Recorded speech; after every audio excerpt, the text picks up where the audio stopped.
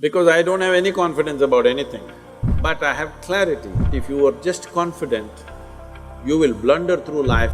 You must extinguish your confidence and bring clarity.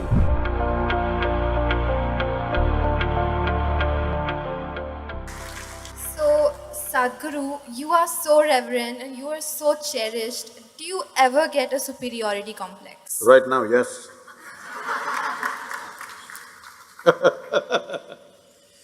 See, the question is not about superiority complex, inferiority complex, poverty complex or wealthy complex.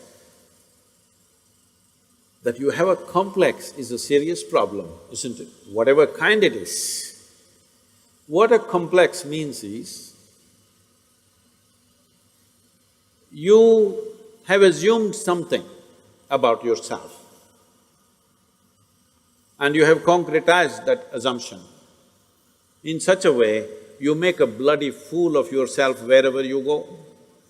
Do I look like that? Hello? Do I look like I'm making a bloody fool of myself with you? No. No. So,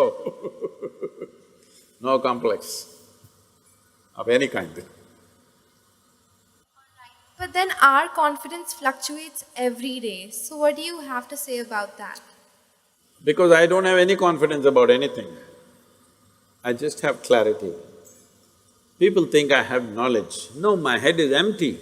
That's why to make it look little substantial, I have a turban. It's totally empty always. But I have clarity. Clarity means what? You see things the way they are. Knowledge means what? You have fixed information about everything. If things have changed, you will not see it the way it is. That's as good as being blind. See, people think owls are blind. It's not true. Their vision is far more sensitive than yours. But because of sunlight, they're blinded because it's too much. When light goes down, he sees very clearly. Not because he's blind, because his eyes are super sensitive. So, it's important that you bring clarity to your life, not knowledge, because knowledge is conclusions that you gather. Knowledge is okay when you're trying to do something physical, material in the world, but not with life. Is it true what you thought was absolute at the age of 12, today is not true? Yes or no? Are you sure that whatever you think is this is it right now, will be this is it in another 3 years' time? Of course not. You know that, so you know you're wrong. Yes or no? Yes. So you know anyway you're wrong, so why assert the wrong things? Well, right now we are wrong, at least let's manage with little more conscious. If you know you're wrong, you will walk carefully, isn't it? Hello? But you think you're absolutely correct, then you will do stupid things and you blunder around the world.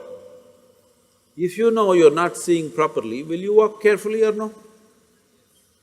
If I ask you to walk through a dark room, suppose we turn off all the lights and close it down, everything, pitch dark, if I ask you to walk, suddenly will you become super alert and conscious as to how you walk?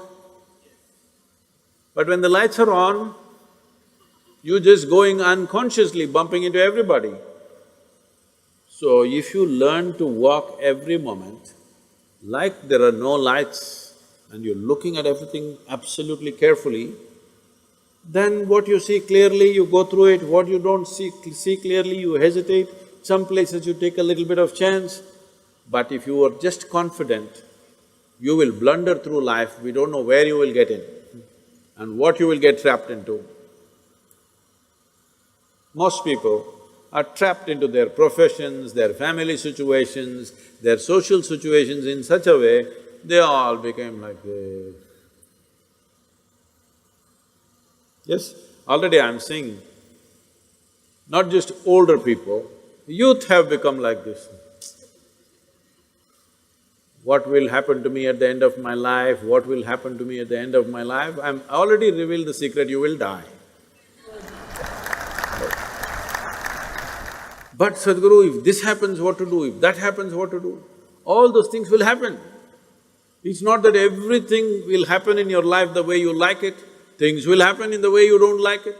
It once happened, Shankaran Pillai got fired from his job simply because he asked a question, smoking or non-smoking? How can you get fired for asking such a simple question? Smoking or non-smoking, he asked, and he got fired. Because what he was supposed to ask was cremation or burial.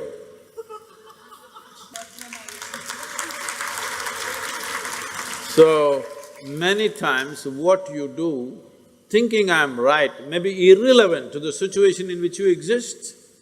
So the most important aspect of your life is you're relevant, not right. You're just relevant. To the existing situation, you're relevant. I am right, I am right, I am right. This is confidence. You being right, nobody cares. All the idiots who think they're right, nobody wants to listen to them, nobody wants to be around them, isn't it? People who always think, I'm right, you want to be around them? No, the important thing is you're relevant to the situation in which you exist. If you have to bring relevance into your life, you must extinguish your confidence and bring clarity. To develop clarity, there are many systems. See, to develop your muscle, there are systems, isn't it? Similarly, to develop clarity, there are many systems. Unfortunately, our education system is dulling clarity in so many ways. Some of the research studies in the university shows that if a child goes to kindergarten and goes through 20 years of education, I'm sorry, I'm saying this is an educational institution, 20 years of education and comes out, let's say, with a PhD, they are saying 70% of their intelligence is irrevocably destroyed. So you have a knowledgeable idiot. What do you do with this? Well, you can impress people by throwing information, but this whole game of impressing people, throwing this information and that information around is all going to go because that Google lady is better than any of these idiots. Hello? It's really amazing. I am just traveling to wherever, let's say I'm flying to United States or Africa or somewhere, I just ask, what is the morning temperature in Entebbe? I'm landing there. Without batting an eyelid, in 2 seconds, she tells me it's 14 degrees centigrade and by afternoon it's 18 degrees centigrade, by evening it's again 12 degrees centigrade. Who could ever say this? Hello? She may not be perfectly right, but she's almost there. So, people who are carrying a basket of information on their head and feeling superior, I want you to understand this in this country and everywhere else in the world. In not the previous but the previous generation, somebody who could read a book was seen godlike because everybody else was illiterate. And people thrived simply because they can read the Gita or the Bible or something else. They thrived simply because they can read. But once everybody can read, we are ignoring those people completely. Yes or no? Hello? So, people who are carrying information and feeling superior, they will all be made into nothing in the next 15 to 20 years' time. Once artificial intelligence becomes all over the place, information will mean nothing because it'll be available everywhere. By then you must be competent to do something beyond information. This is why I'm with you.